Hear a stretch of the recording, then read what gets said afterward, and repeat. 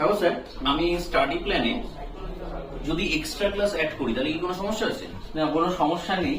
মানে সেটা তুমি সপ্তাহে একটা এক্সট্রা নিতে চাইছো, না নির্দিষ্ট একটা এক্সট্রা ক্লাস নিতে চাইছো, বা কতক্ষণ নেবে, কোন দিন নেবে, সবটা নিতে আচ্ছা, আমরা যদি আচ্ছা। মান্থে একটা করে ক্লাস এক্সট্রা নিয়ে সেখানে যদি আমরা মানে ডাউট ক্লিয়ারিং ক্লাস বা এমসিকিউ করাবো এরকম যদি রাখি তাহলে তোমার ওদের বুঝতে সুবিধা হবে। তুমি বলেছো। হ্যাঁ, আমি যেটা বলছিলাম যে টাইমিং যেটা শোনো, আমি তোমার যেটা কথাটা বুঝে গেছি, কি তোমার বুঝে- কথাটা বলতে আরে দাও। কি বুঝে গেল দেখো, আরে বলো তাহলে কি বুঝে গেল বলো। বুঝেছি আমি যারা। স্টাডি প্ল্যানের মধ্যে যে এক্সট্রা প্লিজ কথাটা এড়িয়ে যেও বলছি, না কথাটা, আমি যেটা বলছি এটা মানে ফ্যাক্ট। ঠিক আছে, তোমার ফ্যাক্টটা আমি নেবো, তুমি বলো প্লিজ।